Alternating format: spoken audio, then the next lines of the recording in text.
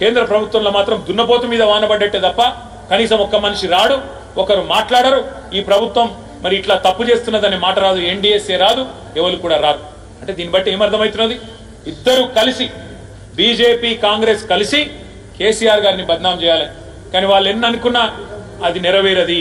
ఎందుకంటే మేడిగడ్డ ఎక్కడైతే వీళ్ళు ఏదో జరిగిందని చెప్పి అభూత కల్పనలు సృష్టిస్తున్నారో ఇప్పటికే అది జరిగి 16-17 నెలలైంది. మధ్యలో భూకంపం వచ్చింది. మేడిగడ్డకు కొద్ది దూరమే ఎపి సెంటర్ ఉండే భూకంపానికి. అయినా ఆ అతి భారీ భూకంపాన్ని కూడా తట్టుకొని నిలబడ్డది మన మేడిగడ్డ, మన కాళేశ్వరం. అట్లాగే 28 లక్షల క్యూసెక్కులు వరద వచ్చిన ఆ వరదను కూడా తట్టుకొని నిలబడ్డది మేడిగడ్డ.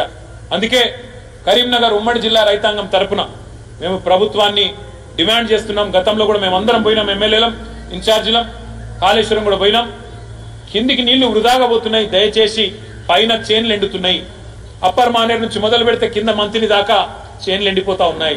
మీరు కేవలం మా మీద కోపంతో, మా పార్టీ మీద కోపంతో, కేసీఆర్ గారి మీద ద్వేషంతో, కేసీఆర్ ఆనవాళ్ళు ఉండొద్దని చెప్పి ఇలా కిందికి నీళ్లు ఆంధ్రాకు సముద్రానికి పోతుంటే వృధాగా గుడ్లప్పగి చూస్తున్నారు కదా.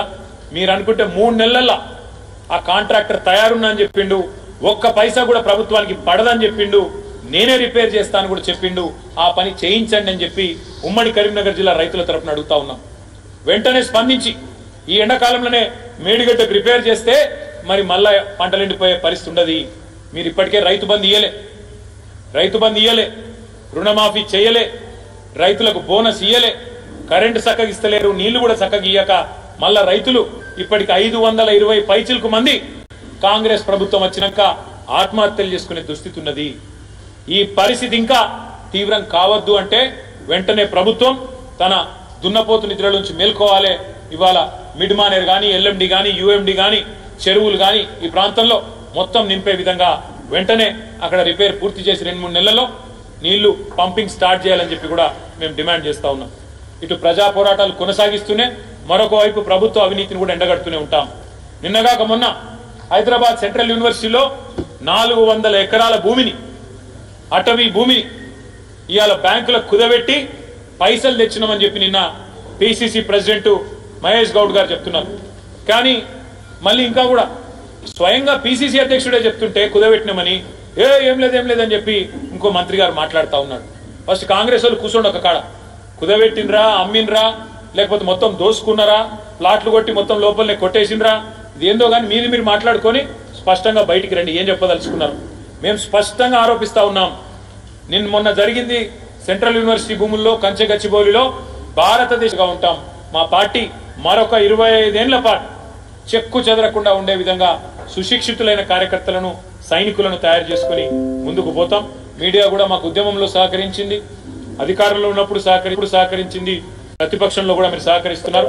మీకు కూడా ప్రత్యేక పిసిసి ప్రెసిడెంట్ ఆ 10,000 కోట్లు మేము రుణమాఫీ మన రైతు బంధుకి ఇచ్చినాం, అట్లే ఇంకా వేరే కార్యక్రమాలకు ఇచ్చినామని చెప్పి చెప్తా ఉన్నారు.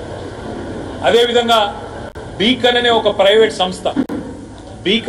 ప్రైవేట్ సంస్థకు కుదబెట్టినామని చెప్పి డాక్యుమెంట్ కూడా టీజీఐఎస్ వాళ్ళు సంతకం పెట్టింది కూడా నేను నిన్న విడుదల చేసిన. ఇవన్నీ అవాస్తవాలు అని వారి దగ్గర ఏమైనా ఆధారం ఉంటే చెప్పండి. నేను ఆయన చెప్పిన దాంట్లో అయితే ఏం లేదు, నేను చెప్పింది మళ్ళీ చెప్పిండు, వేరే భాషలో చెప్పిండు. ఇప్పుడు కూడా నేను ఏమంటున్నా అంటే వీరు చేసింది తప్పు, అందుకే సుప్రీంకోర్టు చీఫ్ సెక్రటరీని జైల్లో పెడతా అనే మాట మాట్లాడింది. మీరు చేసిన తప్పు ఒప్పుకోండి.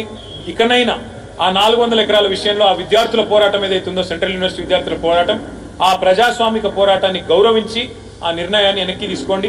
లేకపోతే మాత్రం నేను పక్కా చెప్తున్నా, మీరు గిన్న